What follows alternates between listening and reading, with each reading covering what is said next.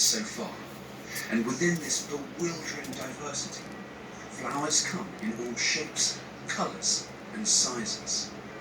But what are the very biggest flowers on Earth?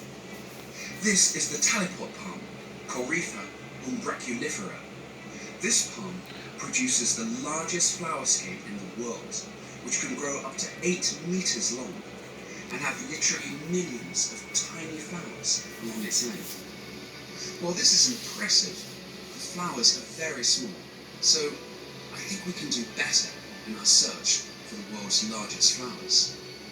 There are many ways to classify blooms.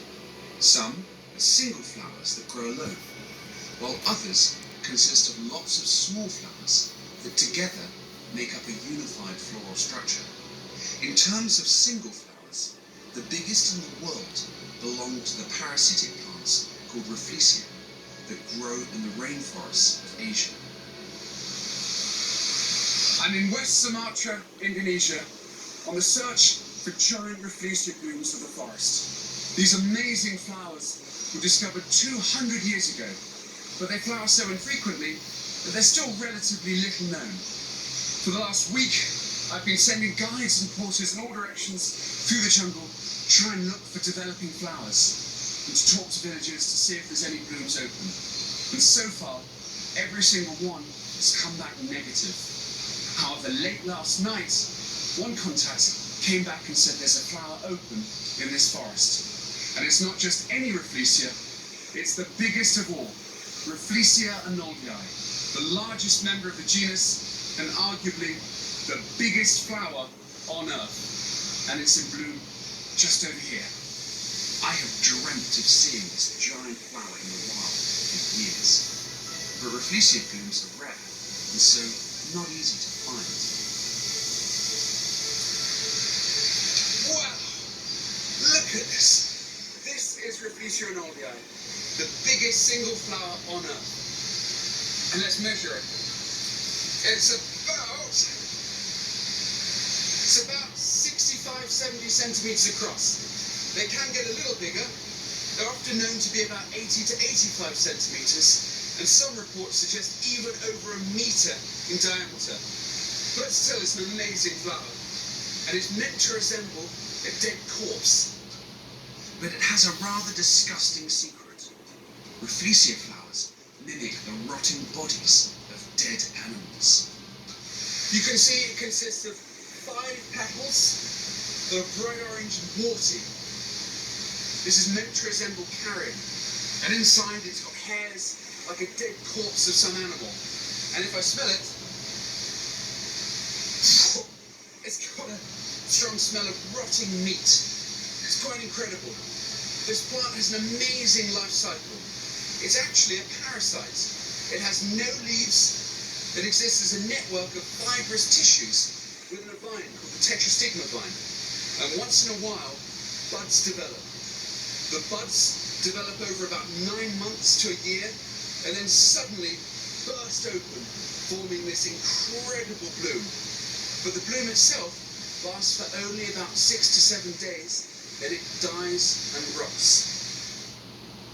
In exactly the same forests of Sumatra, there grows another giant flower, which is even harder to see than Rafflesia. This plant is called Amorphophallus titanum, or the Titan arum lily. The enormous flowers of this species are bigger than those of Rafflesia, but it's not a single flower. Rather, it's made up of lots of little blooms. Like Rafflesia, the giant flowers of the Titan arum also only last a few days, then they wither and die. So they're very difficult to see in the wild. A friend in Sumatra let me know that this giant flower bud was about to open. So I jumped on a plane and flew out to Sumatra as quickly as I could. Just like Rafflesia, the Titan arum also uses smell as a mechanism to attract pollinators. That these giant flowers evolved side by side is testimony to the power of scent as an attractant. For in these dense rainforests, visual signals like petals are not very effective, whereas scent can travel vast distances wafted on even the faintest jungle breezes. I can honestly say I've waited my whole life to see this giant flower in bloom in the wild, and I can hardly contain myself with excitement, searching for it. And there it is, the Titan arum lily, and it absolutely stinks. I can already smell it from here. Let's go check it out.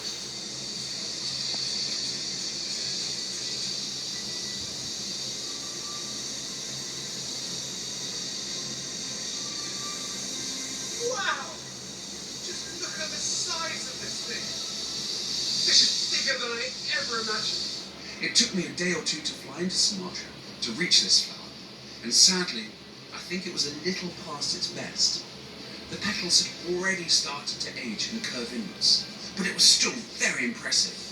The biggest one of these ever recorded stood 3.73 meters tall. This specimen isn't quite that big, but let's find out how big it is. It's so big I can't even reach the top of it. As an approximation, about 3 meters tall. This flower has a really complicated pollination network, and that partly explains the gigantic size of this structure. Inside, there are 2 bands of male and female flowers. The female flowers open and mature first and become receptive to pollen. Then they wither and die, and then and only then the male flowers, florets, release their pollen. Because the female ones have already withered and are no longer receptive, the flower can't pollinate itself. But this gigantic structure has the solution to that problem. This bit here in the middle is called the spadix, and it works just like a giant chimney. It releases scent, and if you smell it closely, oh, it absolutely stinks, just like rotting meat or rotting fish. It's actually known locally here in Indonesia as the corpse flower. This chimney heats up on its own. It actually releases heat and removes the scent into the air and helps spread it up just like a chimney. And that's extremely important because the nearest open flower like this might be kilometers away. So it's crucial for the flower to get its scent far and wide to attract pollinators. Whilst observing this giant flower, I could see this scent attraction mechanism working well. Lots and lots of flies were buzzing around the flower. They may have been attracted and flown from kilometers away from the nearest bloom to enable cross-pollination. The leaves of the Titan arum are produced on just as an impressive scale as the flowers. Each leaf can be the size of a small tree and often last for a year or more, slowly filtering energy from sunlight and storing it in the enormous underground tuber. A single Titan arum plant may wait several years before it has stored up enough energy to produce another gigantic bloom.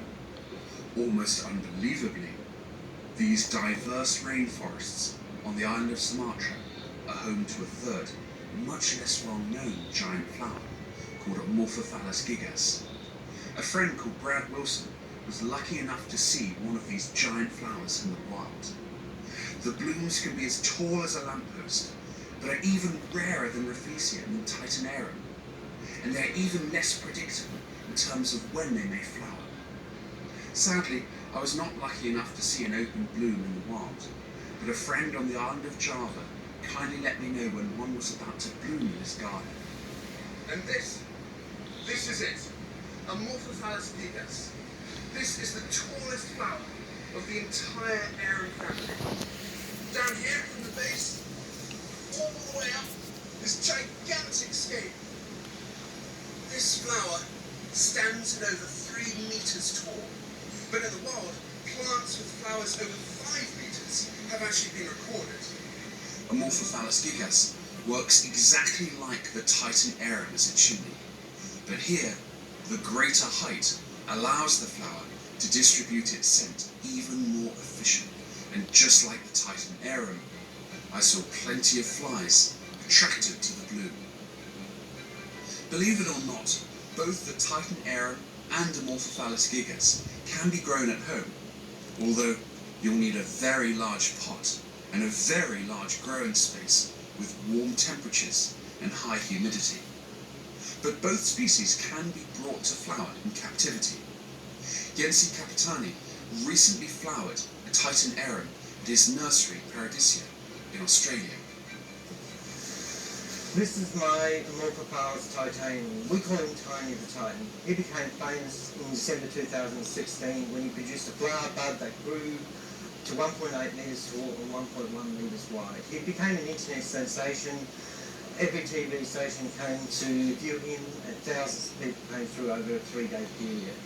Understandably though, the very biggest flowers in the world might not be suitable for everybody. The Titan Arum has a smaller relative that's really fun and easy to grow at home. There's one just over here.